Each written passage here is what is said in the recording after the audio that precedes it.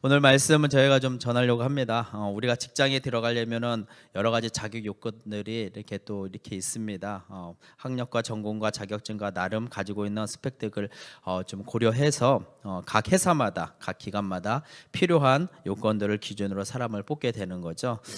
저희도 마찬가지예요. 저희도 이제 선교에서 인재를 또 사역자를 뽑을 적에는 가장 우선순위로 좀 중요시하는 것이 신앙에 대한 부분들, 사명에 대한 부분들, 소명에 대한 부분들을 분명하게 듣고 인터뷰하면서 또 그에 따라 자격 요건 그리고 또 갖춘 또 스펙들을 보면서 뽑기도 합니다. 그렇게 요건과 그리고 또 자격이 맞춰야지만 또 지원할 수도 있는 거잖아요. 그리고 지원한 사람 중에 또 거기 인터뷰에서 뽑게 입사할 수 있게 하는 거죠. 그래서 자격을 갖춘 사람 중에 가장 합당한 사람을 뽑아서 거기 합당한 일들을 갖다가 또 이렇게 맡기게 되는 것입니다. 노벨 평화상을 받은 인도의 사회운동가인 마더 테레사 수녀도 특별한 조건을 내걸고서는 같이 일할 사람들을 뽑았다라고 합니다.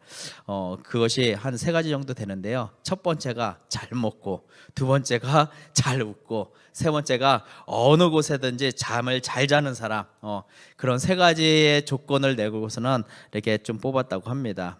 좀 쉬운 건지 아니면 어려운 건지 모르겠으나 테레사 수녀 역시 자신이 그런 삶을 살려고 했었던 것 같아요. 어려운 사람들, 어려운 분들을 만났을 적에 그 사람 앞에서 웃을 수 있고 또 그 사람과 함께 할 수 있는 그런 마음의 여유가 있는 그런 사람으로 좀 있고자 했었던 거죠. 그래서 자기가 그렇게 마음가짐을 가지고 가셨던, 그래서 그런 마음가짐으로 같이 함께 하려고 하는 그런 동역자들을 그렇게 조건을 내걸고 그렇게 또 뽑으려고 했었던 것 같습니다. 여러분들이 사람을 뽑는다고 하면은, 같이 할 동역자를 한다고 하면은 여러분들은 어떤 조건을 이렇게 기준으로 해서 하시겠습니까? 좀 나름 다 다를 거라는 생각이 듭니다. 그렇다면 하나님께서는 어떤 사람들을 갖다가 이렇게 또 기준으로 찾으실까라고 했을 적에 뭐 다양한 여러 가지 기준이 있고 다양한 성경의 인물들을 보면은 그런 사람들이 다 하나님의 뜻하신 가운데 있어서 부름받아서 또 하나님의 역사를 사역을 또 읽어가는 것을 볼 수가 있는데요.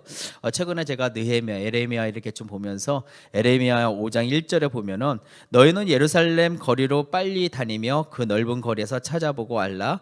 너희가 만일 정의를 행하며 진리를 구하는 자를 한 사람이라도 찾으면 내가 이 성읍을 용서하리라. 이 말씀을 보면서요, 뭐 정의를 알리는 사람, 뭐 가르치는 사람, 그런 사람을 뽑는 게 아니더라고요. 하나님의 기준은 뭐 누구를 가르치려고 하는 사람, 무엇을 알리려고 하는 사람이 아니라 오늘 여기 있는 말씀처럼 정의를 행하는 사람, 그리고 또 이 진리를 구하는 사람을 하나님께서 찾는구나. 하나님의 동역자는 그런 사람이구나.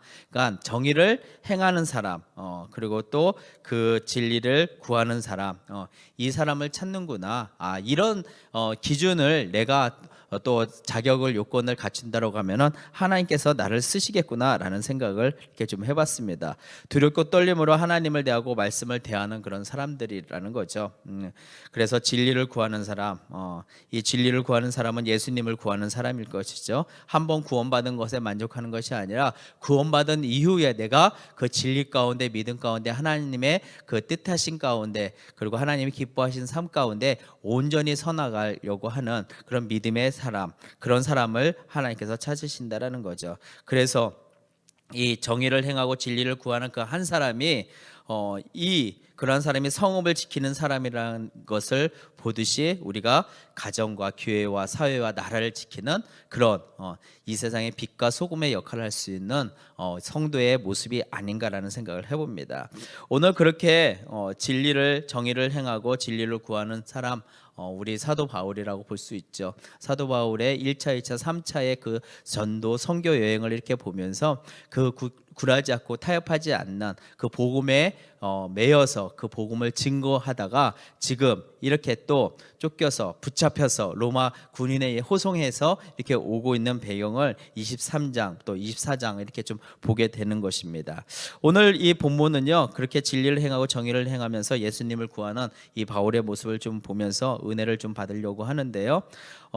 이 로마 시민권자인 바울, 이를 갖다가 천부장이 적극 추천을 해갖고서는 지금 적극적이고 은밀한 도움으로 어떻게 했느냐, 예루살렘으로부터 안디바드라 그리고 거기를 거쳐서 가이사랴까지 이렇게 오게 된 것입니다.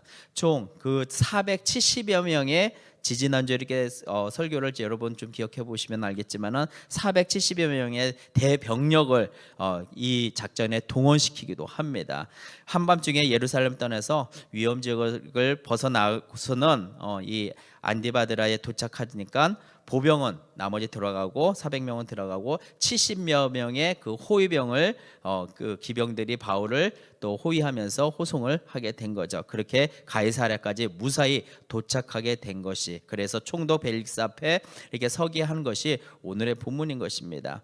바울을 호송해 온 부대 그가 이 벨릭스에게 또 이 편지 서신을, 천부장의 서신을 전하게 되고, 또 총독은 일단 이 바울의 로마 시민권자임을 확인을 하고서는 바울을 고발한 유대인들이 올 때까지 바울을 갖다가 감옥에 가둔 것이 아니라 이 바울을 헤롯 궁에 바울을 거기에 두게 하고 지켜주는 것을 보게 됩니다. 그래서 좀 세부적으로 좀 말씀을 제가 좀 강해하면서 보면서 오늘 말씀 가운데 또한 우리에게 주는 교훈이 무엇인지를 여러분들에게 좀 나누고자 합니다. 33절에 보면요, 그들이 가이사랴에 들어가서 편지를 총독에게 드리고 바울을 그 앞에 세우니라고 했습니다. 이젠 천부장은 총독 벨릭스에게 이 편지를 보내갖고서는 벨릭스가 지금 사도 바울을 지금 신문하게 되게 되는 거죠. 이 벨릭스는요, 원래 이 총독 벨릭스는 비천한 신분이었다고 합니다. 그런데 그 비천한 신분을 가진 자가 팔레스타인의 이 총독으로 이렇게 서게 된 것이죠. 그렇게 설 수 있었던 것은 그의 처신을 좀 우리가 짐작할 수 있는데 매우 뇌물을 좋아했던 인물이었던. 다음에 이렇게 볼 24장 26절 27절에 보면은 이런 말씀을 통해서 우리가 알 수 있는 거죠. 동시에 또 바울에게서 돈을 받을까 바라는 거로 더 자주 불러 같이 이야기하더라 라는 말씀을 보고, 또 유대인의 마음을 얻고자 하여 바울을 구류하여 두느라, 이 말씀을 이렇게 보면은요, 그는 바울을 자주 만나 신문을 하는데 바울에게 뇌물을 받으려고 하는 그런 본심이 있었다라는 거죠. 그리고 34절에 보면은 또 바울의 출신을 이렇게 또 묻는 것을 볼 수가 있습니다. 총독이 그 편지를 읽고, 천부장이 보낸 편지를 읽고 바울대로 어느 영지 사람이냐 물어 갈릴리아 사람인 줄 알고라는 것은 무엇이냐, 이 갈리기아 지방은 수리아 총독의 관할인데 이 바울의 고향이 그곳이잖아요. 그래서 수리아 총독에 바울을 보낼 수는 있지만은 지금 천부장이 이 편지를 이렇게 쓰는 것처럼 예루살렘에서 공회원들이 바울을 고소하러 오기 때문에 그 가까운 그곳에 이 수리아를 안 보내고 이 가이사랴까지 와서 이 빌릭스를 만나게 한 거죠. 그러면서 유대인들의 환심도 얻고 또 뇌물도 받으려고 하는 그 가운데서 그쪽으로 안 보내고 자기가 관장하려고 하는 그런 본심을 볼 수가 있는 것입니다. 그래서 35절에 보면은요, 이르되 너를 고발하는 사람들이 오거든 내 말을 들으리라 하고 헤롯 궁에 그를 지키게 명하니라 라고 말하고 있습니다. 바울을 감옥에 가두지 않고 헤롯 궁에서 감금시키는 것입니다. 왜? 그가 로마 시민권자이기 때문인 거죠. 감옥이 아닌 헤롯 궁에서 바울을 감금하게 되는 거죠. 로마 군대가 바울을 이렇게 보호하는 것을 이렇게 보면서 이것이 믿지 않는 그런 벨릭스를 통해서, 총독을 통해서 그 앞서서 또 그를 호위하고 있는 천부장 그리고 백부장 로마 군인들, 이 모든 것들이 일련의 모든 것들이 어떤 것들이냐, 우리가 볼 수 있는 것은 하나님이 바울을 보호하고자 하는 하나님의 섭리라는 것을 우리는 알 수 있는 것입니다. 이 하나님의 뜻하신 대로 이 로마에까지 복음을 증거하기 위해서, 로마에까지 사도 바울을 보내기 위해서 하나님께서 모든 여정들 가운데 사도 바울을 보호하시면서 그렇게 많은 사람들을 조연으로 이렇게 세워서 바울을 갖다가 지금 호송하게 만드는 하나님의 계획이 있는 것을 우리는 볼 수가 있습니다. 이 모든 것이 하나님이 계획하시는 그 섭리라는 것이죠. 우리도 우리 인생도 마찬가지인 것입니다. 우리 인생도 하나님이 저와 여러분을 이끄시잖아요. 우리의 인생의 주인이시기 때문에. 그렇기 때문에 우리 인생은 내 뜻대로 되지 않는 이유는 그리고 내 뜻대로 하려고 하는 것은 아직도 내가 교만하고 하나님 대신 내가 내 인생을 살겠다라고 하는 그건 교만한 마음이겠죠. 그렇지만은 내 뜻대로가 아니라 하나님의 뜻대로, 하나님이 주인이시기 때문에, 내 인생의 주인이기 때문에 하나님께 맡겨드리는 삶이 신앙의 모습이 아닌가라는 생각이 듭니다. 그렇기 때문에 하나님의 섭리 가운데 우리는 있다라는 그 믿음의 고백 아래 있다고 하면은, 우리는 어떤 목적이 있는 삶이보다는, 목표 있는 삶이보다는, 결과를 따지는 삶이보다는 매 순간 과정마다 하나님의 간섭하시는 그 섭리 가운데 느끼고 경험하고 그 가운데 하나님의 일하심을 확인하면서 살아가는 믿음의 여정 가운데 있다라는 거죠. 그렇기 때문에 우리에게 있어서는 뭐 우연이나 기적이나 우리에게 믿는 사람들에게는 그것을 요행을 바라는 것들이 아니라 매 순간 하나님의 섭리, 그 순간 가운데 하나님의 손길, 그것이 나에게, 내 인생 가운데 개입해져 있기 때문에 그 손길 가운데 있는, 그 손 위에 있는, 그리고 그 손에 붙잡힌 바 된 내 인생이라는 그런 고백이 우리에게는 중요한 고백이 되어야 되는 줄 믿습니다. 그래서 내가 보기에는 이게 난처한 상황이고, 내가 보기에는 이게 어려운 상황이지만은 이 또한도 하나님 손에 들었다면은 이 과정 가운데 나의 신앙이, 나의 태도가 하나님 앞에 믿음으로 요구하는 그 하나님의 선하시고 기뻐하시고 그리고 온전한 뜻 가운데 우리가 분별하여 온전히 서 있다라고 하면은 분명히 선하신 하나님이 선하게 이끌어 가실 거다라는 그 믿음이 있기 때문에 모든 것을 인내하고 소망 가운데 감당할 수 있게 된다라는 것입니다. 그래서 우리가 그런 하나님의 섭리를 믿고 의지하며 순종하는 신앙 가운데 있어서 하나님의 섭리를 인정하고 그분의 뜻을 따르면 그의 자비와 감사와 겸손이 우리에게 있고 하나님의 보호하심과 은혜가 우리에게 있다라는 것이죠. 그렇게 사도 바울은 그런 매 순간도 하나님, 그리스도 안에 있었다라는 거죠. 우리가 에베소서를 보고 옥중서신을 보고 디모데 전후서 마지막 그 모습을 보더라도 그는 감옥에 있었지만은 감옥에 있는 자가 아니라 주 안에 있는 자였었다는 것입니다. 감옥에 있는 것이 아니라 주 안에 있었기 때문에 어느 곳이나 주님과 동행하는 사도 바울의 모습, 그래서 찬양할 수 있고 그리고 또 기뻐할 수 있고 감사할 수 있는 사도 바울의 모습을 볼 수 있었던 것이죠. 그래서 우리의 인생의 과정 가운데 하나님의 섭리, 하나님의 주권, 이것을 늘 잊지 말아야 되는 줄 믿습니다. 계속해서 24장에 보면은요, 바울의 재판이 열리는 거예요. 신문하면서 재판이 열리는 거예요.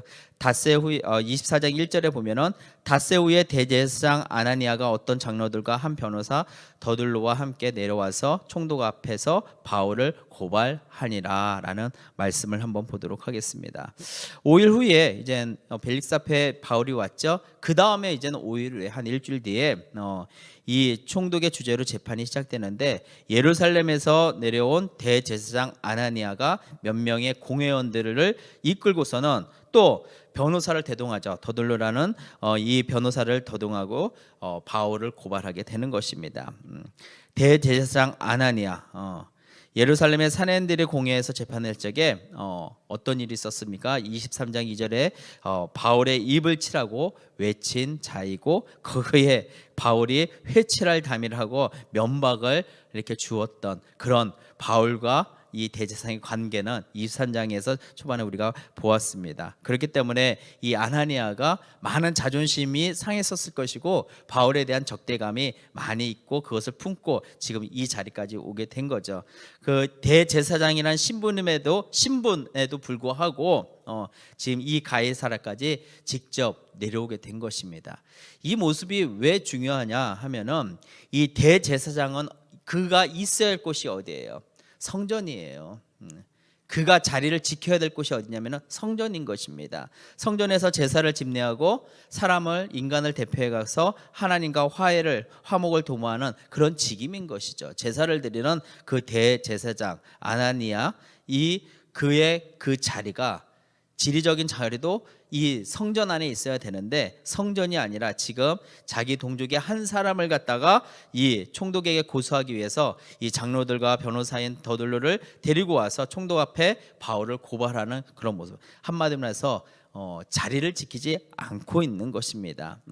대제사장으로서의 이 본분을 다해야 되는데 그가 그렇게 하지 않고 있다라는 거죠.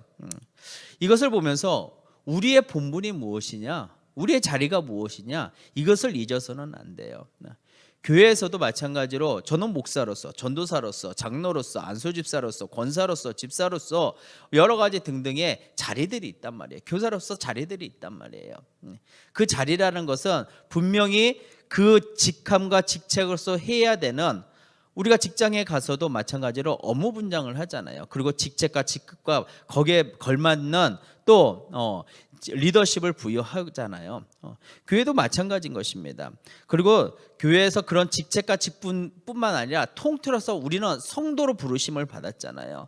성도로 부르심을 받은 그 본분은 무엇이냐? 나를 향한 하나님의 목적이 무엇인지를 깨닫고 그 뜻에 합당한 삶을 살아가는 것이죠. 그래서 어떤 직분을 맡았느냐가 중요한 것이 아니라 어떻게 하나님 앞에 교회 안에서 봉사하느냐, 이것이 더 중요한 거죠. 우리의 자세와 태도, 믿음에 대한 부분인 거죠. 믿음과 순종에 대한 부분인 것이죠. 그래서 성도는 어떤 직분을 맡았느냐가 중요한 것이 아니라 어떤 보람된 일을 하느냐에 따라서 우리의 성도의 가치가, 저와 여러분의 가치가 결정되어진다는 거예요. 이 사람은 직분을 떠나서, 아니 직분 가운데서도 그것을 갖다가 참 성실히 참 귀하게 그 직분을 감당하고 있네라는, 어제 좀 그 이소연 전사님이 오래간만에 이렇게 와서 저희 아내하고 저 좀 교제를 나누면서 쭉 저희 종촌 채플, 보람 채플, 소담 채플, 이제 조치원 채플까지 가면서 한 가정이 계속 이렇게 같이 남석 지도 목사님하고서는 같이 이렇게 좀 가신 가정이 있어요. 부부가 있어요. 매곳 갈 때마다 변함없이 교회를 위해서 헌신하고 교회 일꾼으로 하신 분이 있어요. 장로님과 권사님 가정이 있어요.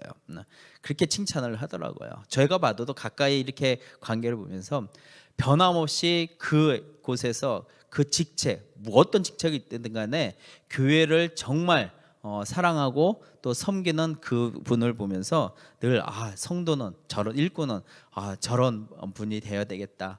또 저도 목사지만 늘 항상 도전이 되는 신실하신 그런 가정을 보면서 그런 좀 귀감이 되는 그런 생각을 좀 해봤었습니다. 성도는 그래야 되는 것 같아요. 하나님 앞에 변하지 않는, 하나님께 온전히 그렇게 주님의 몸된 교회를 세우고자 봉사하고 헌신하는 것이 흐트러짐 없는 그런 모습이 그 자리를 지키는 것이 아닌가라는 생각이 듭니다. 지금 대제사장 아나니아가 그런 하나님과 인간과의 그 화목하는 중재 역할하는 그 자리에, 그 역할이지만은 그게 아니라 누군가를 더 고소하고 심판하고 재판하기 위해서 그 성전의 자리가 아닌 먼 곳까지, 근 50km나 되는 그 먼 곳 타 지역까지 위수 지역을 벗어나서 그렇게 지금 와 있다, 가이사랴까지 왔다라는 것입니다. 그래서는 안 되는 거죠. 더군다나 무엇입니까? 세상 법정에 지금 그것을 갖다가 바울을 고소하고 고발하는 그런 일에 앞장서고 있다라는 거죠. 세상 법보다 가장 높은 것이 하나님의 법 아니겠습니까? 우리는 간과하지 말아야 되는 것이 하나님의 법이 가장 높은 거예요. 하나님이 이 세상을 창조하시고 이 세상의 주권자이고 섭리자라고 아까도 말씀드렸잖아요. 그러면은 교회는 세상의 법 위에 있어야 되는 건데, 또 우리는 이 세상에 또 함께 있기 때문에 세상의 법도 지키면서 또 어떤 결정적인 순간에는 하나님의 법을 우선시해서 지켜야 되는 거예요. 교회가 앞장서서 어떤 고소 고발에 앞장서 갖고 그것을 하는 것이 아니라, 물론 시비를 가리기 위해서 저는 원칙이 그래요. 누군가가 저를 고발을 한다라고 하면은 그것이 내가 죄를 제하고 우리가 뭔가 잘못을 했다라고 하면은 응당 그거에 대한 책임을 져야 되는 것이죠. 근데 음해하고 무고하고 이렇게 한다고 하면은 그것에 다 방어하기 입장에서 세상 법정이나 이런데 가는 것은 맞다라고 보여지고 있지만은, 내가 피해를 받기 때문에 고소 고발을 해야 된다, 그런 입장은 아니라는 생각이 듭니다. 우리는 피해를 보면은 피해를 본 대로 그것의 세상 법정에 그것을 갖다가 따져서 시시비비를 가리는 그런 곳에 앞장서는 것이 아니라 우리는 그냥 그 십자가의 길, 순교자의 길을 가야 되는 것이 또 진리와 공의 가운데 하나님 앞에 있는 세상의 법정보다 하나님의 법 위에 서 있는 하나님의 법이 뭐겠어요? 사랑 아니겠습니까? 그 사랑을 희생과 헌신을 이렇게 세상 가운데 보여주는 그런 모습이 우리에게 있어야 되지 않겠는가? 저는 좀 그런 원칙을 좀 가지고 있어요. 그래서 때리면은 맞아야 되지 않겠는가? 근데 그 때리는 게 있어서 뭔가 하나님의 영광을 가리는 그런 부분이고 억울한 부분이다라고 하면은 그런 부분에서는 방어적인 입장에서 해야 되죠. 공격적인 것이 아니라 세상을 위해서 공격적인 거 아니라 방어적인 입장에서는 그렇게 해야 되는 것이죠. 근데 지금 아나니아는 지금 세상의 왕들과 재판관들 앞에 지금 어떻게 한 거예요? 그들 앞에 머리를 조아리면서 지금 바울을 고발하는 그런 모습을 보게 되는 것입니다. 이 재판자 변호사로 온 더둘루스의 그 고소 내용 보면은 5, 6절에 보면 이렇습니다. 우리가 보니 이 사람은 누구예요? 사도 바울이요. 전염병과 같은 자라 천하에 흩어진 유대인을 다 소유하게 하는 자요 나사렛 이단의 우두머리라. 6절 그가 또 성전을 더럽게 함으로 우리가 잡았사오니 라고 이렇게 지금 얘기하고 있습니다. 한 세 가지의 그 제목을 가지고서는 고소하고 있는 모습을 볼 수 있습니다. 천하에 돌아다니며 유대인들을 소유케 하는 자라는 것이죠. 그리고 또 나사렛 이단의 괴수라는 것이죠. 그리고 성전을 더럽힌 자라는 것입니다.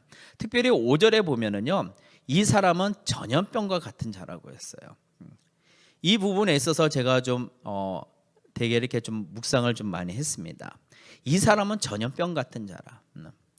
사도 바울이 전염병 같은 자라는 것입니다. 이 말은 뭐예요? 이 말 속에는 사도 바울이 증거하는 그 복음에 있어서 능력이 있다라는 거예요. 다른 표현에서 보면은 그래서 그것을 언급한 것입니다. 복음의 능력을 언급한 것입니다. 그러니까 이 복음으로 말미암아 삽시간에 온 유대는 물론이고 전 아시아를 뒤엎고 있었다라는 것을 이 더둘루스의 그 고소 고발에 전염병과 같다는 그 표현으로 나타나고 있는 거예요.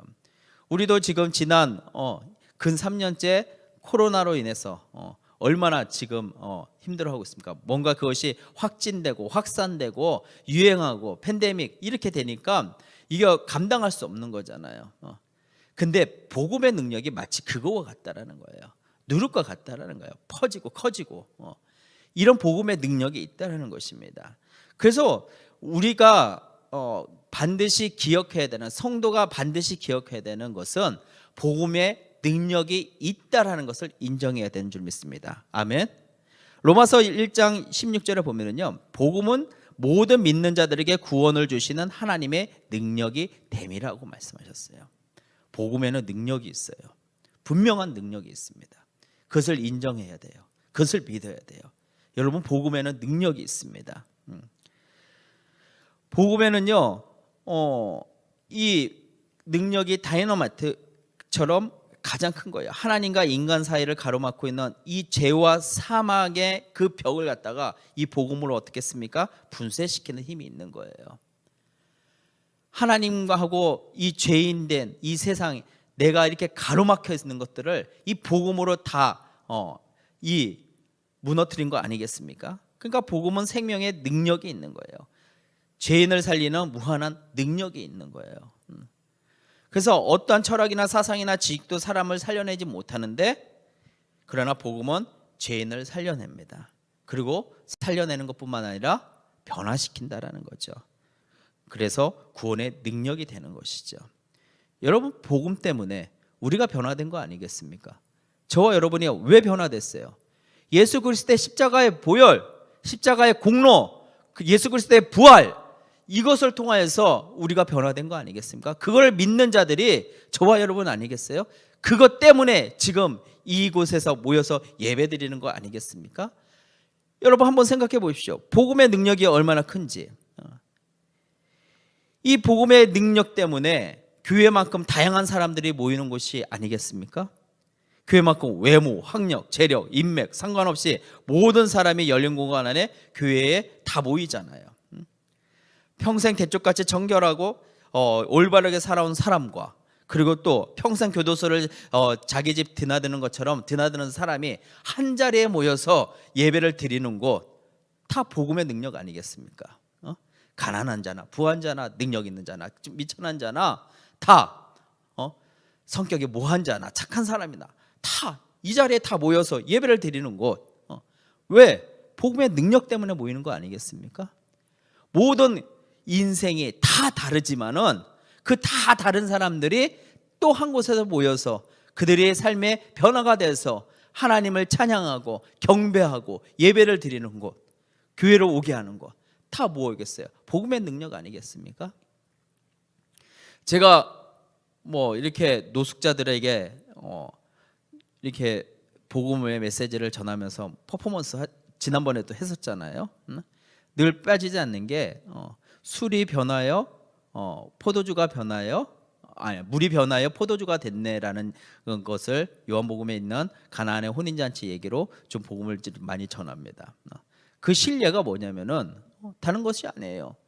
술을 먹고 그리고 또 가정의 폭력과 가정을 책임져 하는 가장이 어느 날 복음이 들어가니까 술로 살았던 그 인생이 이젠 그 술이 밥이 된 거예요. 쌀이 된 거예요. 그건 뭐냐? 어떤 사람이 맨날 술만 퍼먹고 가정을 파괴시켰던 그 사람이 예수님을 믿고 나더니 술은 끊고 술을 샀던 그 돈으로 밥을 사고 다른 걸 사고 가정을 살리는 그 일을 했다는 것에 대해서 희망을 주는 거예요. 여러분들이 노숙자 여러분들이 술을 먹고 그 술로 의지하지만은 예수님을 믿으면은 그 술보다도 더 강력한 그 기쁨이 여러분들에게 있고 여러분들이 지금 잘해서 일어날 수 있습니다라고 제가 이렇게 복음을 전하기도 하죠. 복음에는 그런 능력이 있는 거예요. 복음은 죄인들을 살려내기도 하고 변화시키는 능력이 있는 것입니다. 영혼을 죄와 허물로 눌려있는 그 사망의 세력을 파괴하는 능력이 있는 거죠. 복음을 그렇게 우리가 기억해야 돼요. 그래서 복음은 어제 제가 토요 전도 모임 때 그런 질문했어요. 복음이 완성품이겠습니까? 아니면 미완성이기 때문에 지금도 완성하기 위해서 우리가 만들어가야 됩니까? 라고 이렇게 했거든요. 여러분은 어떻게 생각하세요? 복음은 완성품입니까? 미완성품입니까? 완성품이에요. 미완성품 아니에요. 완성품이에요. 그래서 제가 어제 좀 전도 모임에서 교육하면서 그런 얘기를 했어요.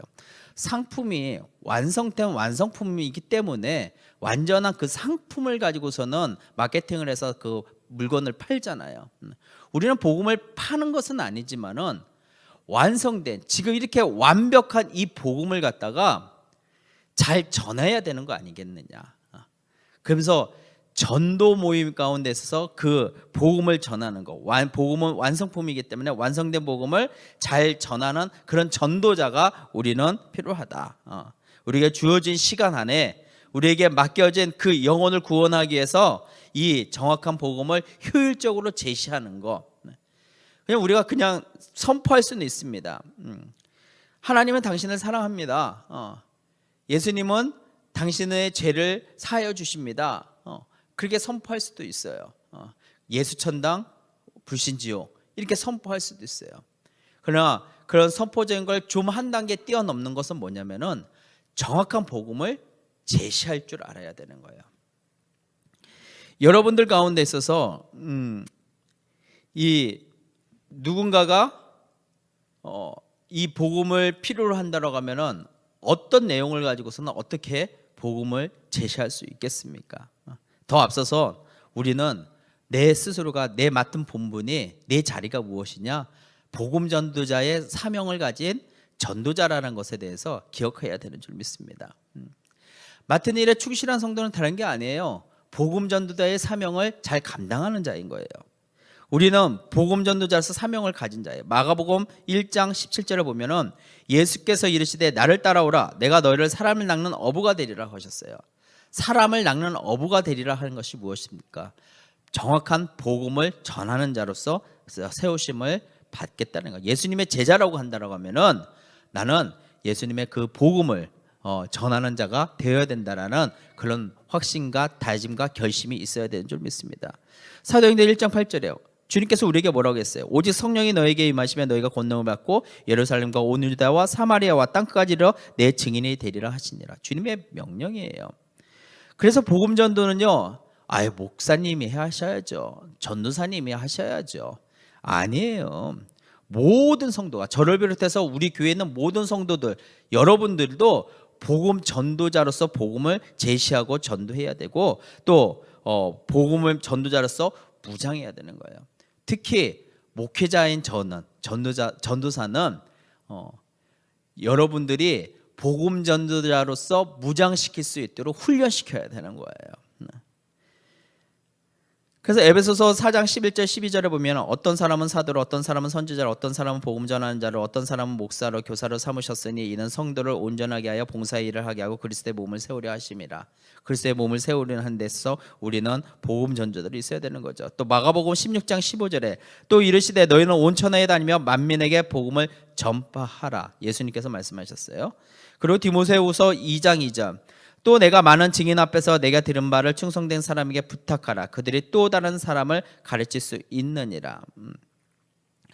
그래서 여러분들이, 저뿐만 아니라 여러분들이 안 믿는 누구 앞에서 정확한 복음을 어떻게 전할 것이냐, 그 전할 수 있는 그런 성도로 무장되어져야 된다는 것입니다.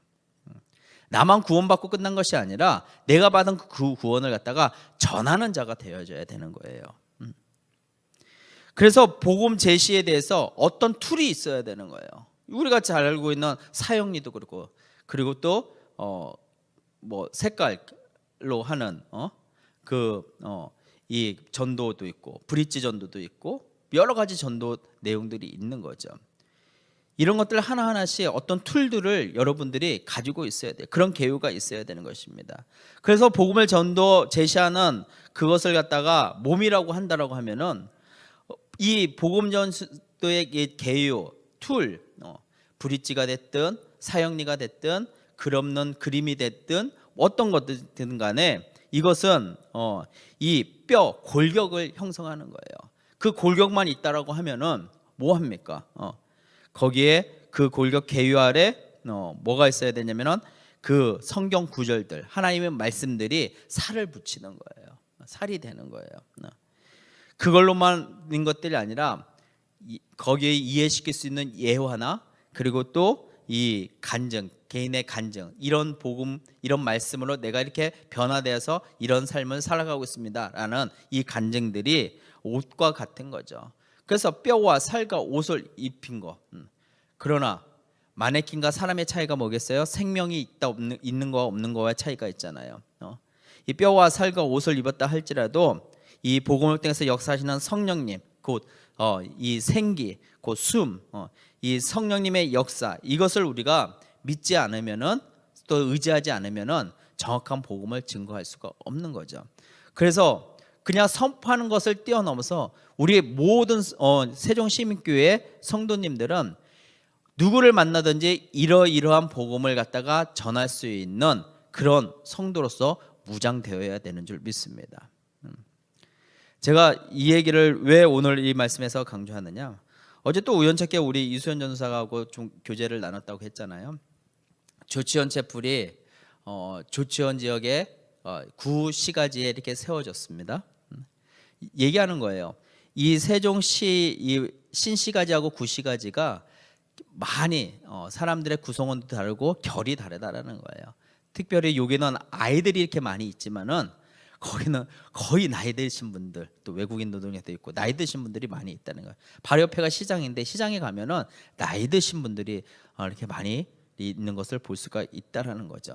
그래서 여러 가지 이제 그곳에 사역을 이렇게 하는데 이수연 전사님이 받은 사역이 뭐냐면은 경로 사역이에요. 노인들에 대해서 어떻게 사역할 것인가. 그러면서 그것에 대해서 좀 이제 차근차근 더 이제 계획을 이렇게 세워서 해야 되는데, 어제 좀 저희하고 얘기하는데 이 경로 사역에 대한 그 또 유경험자들이 저희 부부 아니겠습니까? 특히나 제 아내는 노인 사역에 대한 논문까지 썼던 사람이에요. 그래서 좀 얘기를 나누는데, 우선은 제가 이제 처음에 영등포에서 목회했을 적에 얘기를 했죠. 가장 핵심적인 얘기를 했습니다. 그때는 젊어서 모든 사람들을, 어린이든 노인이든 독거노인이든 재가노인이든 케어하고 섬기는 것이 중요하다고 생각했지만은 그것이 잘못됐다는 걸 나중에 알았다.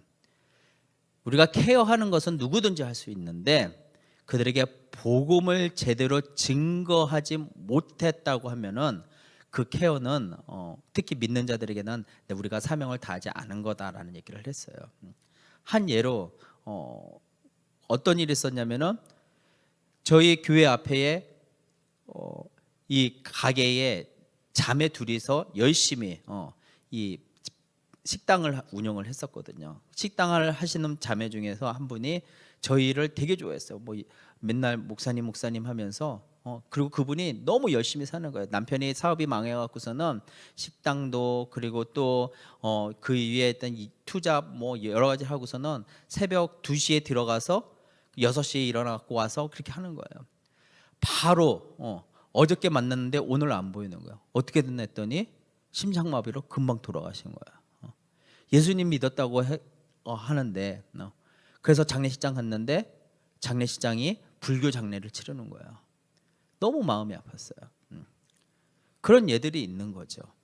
복음을 제시하는 데 있어서 좀 더 제시하고 좀 더 이렇게 섬기고 했었으면 얼마나 좋을까, 그런 마음을 좀 가지고 있었던 거죠. 케어가 아니라 복음 전도가 중요하다. 어디 가서 봉사하고 그런 것들이 아니라, 그래서 그랬어요.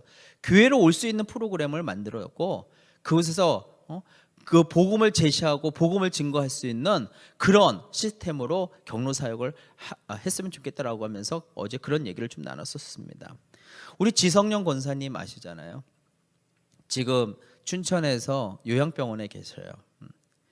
거의 일주일에 한두 번은 저한테 전화 와요. 지금도 기도해주고. 그분이 말씀하시는 게 뭐였냐면은 늘 항상 고맙다라는 거예요.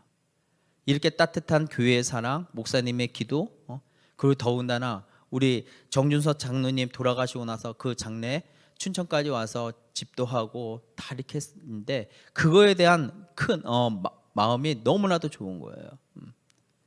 거기서 복음을 제시하고 그리고 또 하나님의 하늘에 대한 소망을 가지고 그렇게 지금도 늘 기도받고자 일주일에 2번 정도는 늘 전화를 해오셔요. 이 얘기들을 왜 하느냐? 사람을 살리고 복음의 능력을 우리가 기억한다라고 하면은 여러분들이 어떠한 복음에 제시하는 그 방법을 여러분들이 가지고 있어야 되는 거예요. 우리 장명원 집사님 아이들이 이렇게 새로 오면은 늘 항상 마술도 보여주면서 복음을 늘 처음 만난 가운데 제시를 해요. 저는 너무나도 감사해요.